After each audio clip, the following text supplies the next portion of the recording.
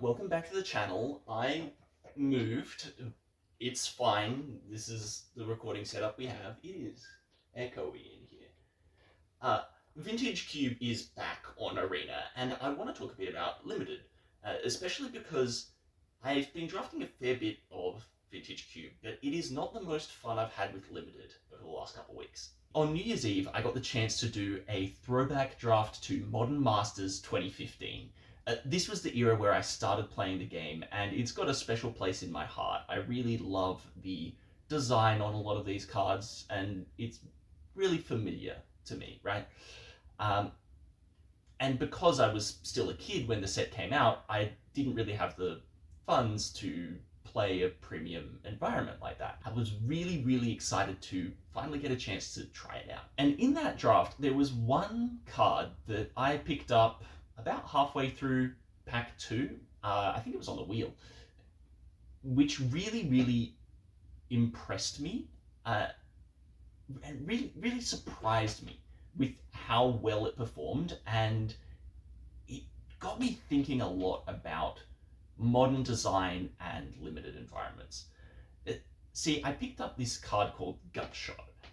Now, in its day, Gutshot was staple's probably the wrong word, but it was a very common card to see in modern sideboards and just around the place. It's a Phyrexian red mana, deals 1 damage to any target, and it's really flexible in what it can do.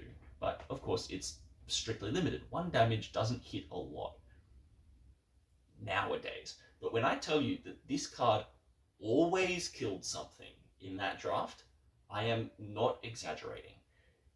Every single time I drew it, it was live. It was typically trading up for 2, even 3 drops by giving me extra damage when my creatures got multi-blocked or these sorts of things, where not only was it never dead, I never even lost out on card advantage trading multiple burn spells to kill a single threat.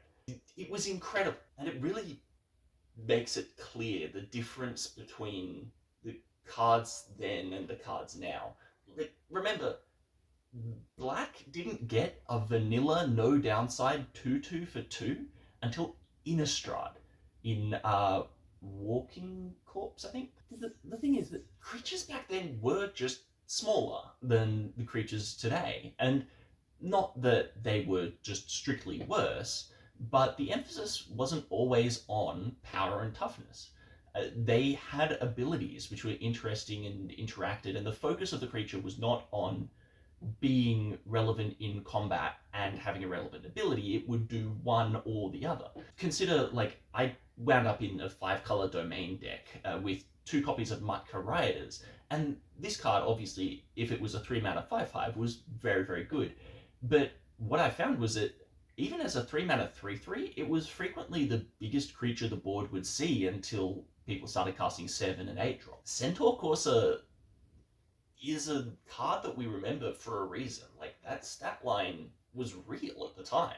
It also made the copies of Kozilek's Predator that I picked up insane, because it was, yeah, a hill giant, but a hill giant was a relevant body, and coming with 2 other things that you can do stuff with just made it insanely flexible. It reminded me a lot of a Wilds of Eldraine draft, where a lot of the emphasis, especially in the food deck, was just how many rectangles you can make.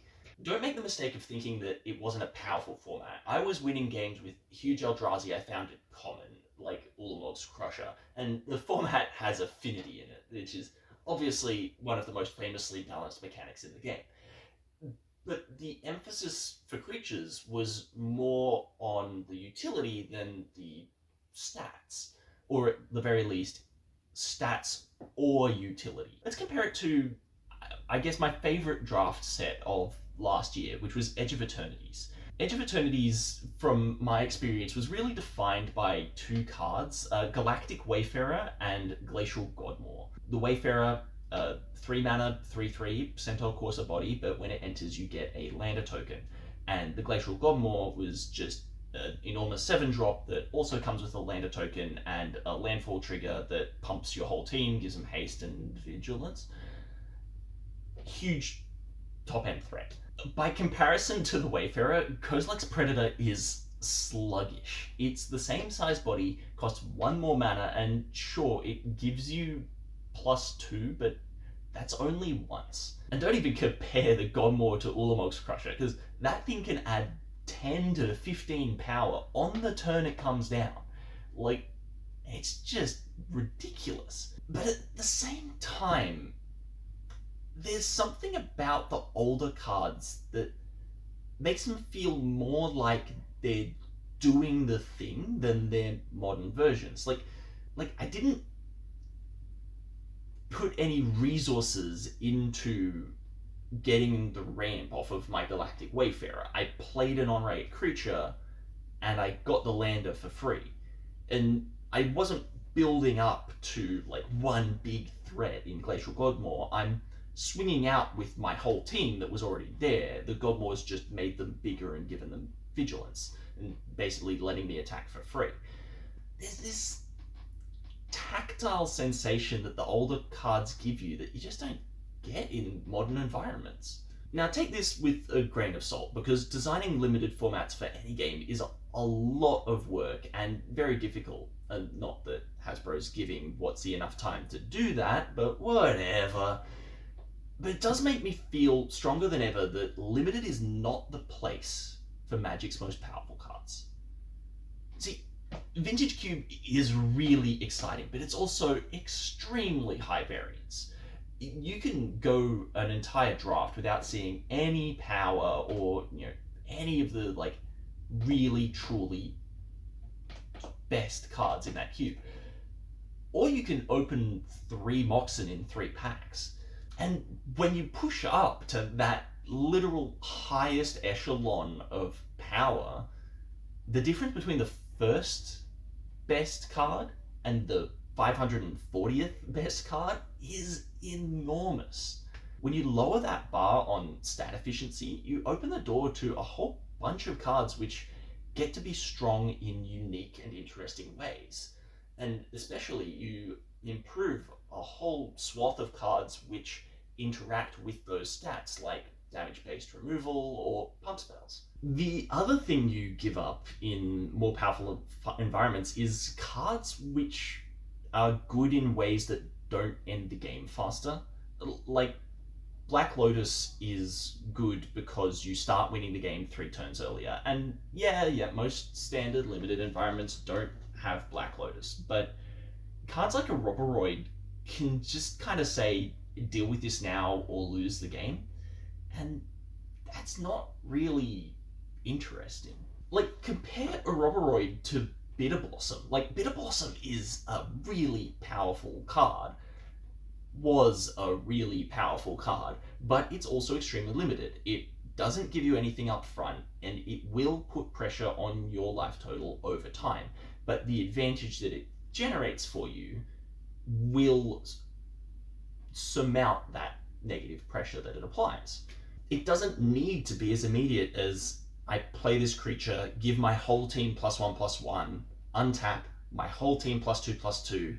By the way, I paid 4 mana and the thing that does this is a 4/6 now. Like, just doesn't need to be that strong. And when you do flatten out that stat curve, you also have the effect that smaller creatures are relevant for longer without needing to do any more on their face. Consider Darcy, which is a really good 1-drop. Gives you card selection and eventually becomes a 3/3 flyer for 1 mana. It does so much. Compare it then to Spikeshot Elder. Everything that this card does, besides being a 1/1 for 1, is locked behind a 3 mana per use activation. This might have been the strongest card at that Modern Masters draft that I played. The person who picked it up was using it consistently to pick off enemy threats and even finish off their opponents, in conjunction with some equipment from time to time. But that's another thing. When the creatures are less powerful on their own, you have to rely on synergy pieces to make them better, and that's cool, that's interesting. So is the solution to Modern Limited to find a sealed 10-year-old box and pretend you're 15 again? Look, if you can, go nuts. But I have a different idea. Cube, but not as WotC would have you know it.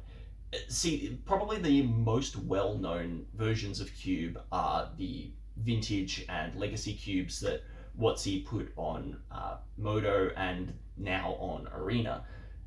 But that's not what Cube is.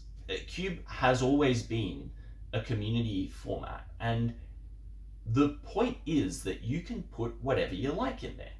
And when you put whatever you like in there, you can choose to exclude the good cards. The best way, in my opinion, to build a cube is to start with a handful of cards that you like. Not the cards from your favorite constructed decks. Well, not the cards which make those decks work. Take the pet cards, the ones that you know aren't really good enough for Modern or Legacy or Highlander, but the ones that you enjoy playing. Start with them. Because you can just put worse cards in your cube, and now suddenly these fun but overcosted or under impactful spells get to be the most powerful cards in the format. Like, that's what Cube is for.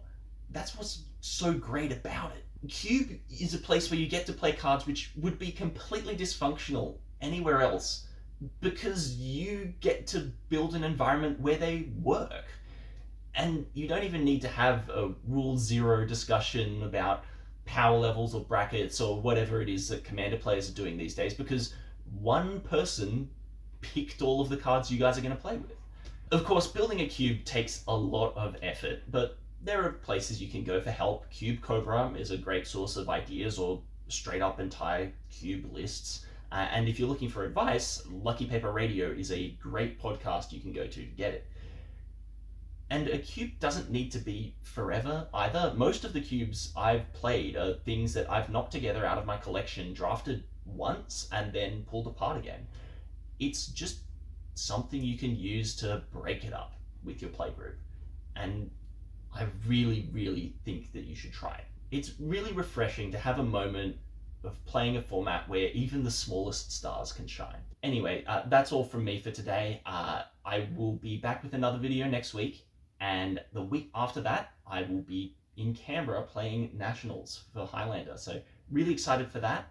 Hopefully I'll be able to get a vlog together, although I haven't actually started prepping yet. I should go do that. I'm gonna go do that. Oh.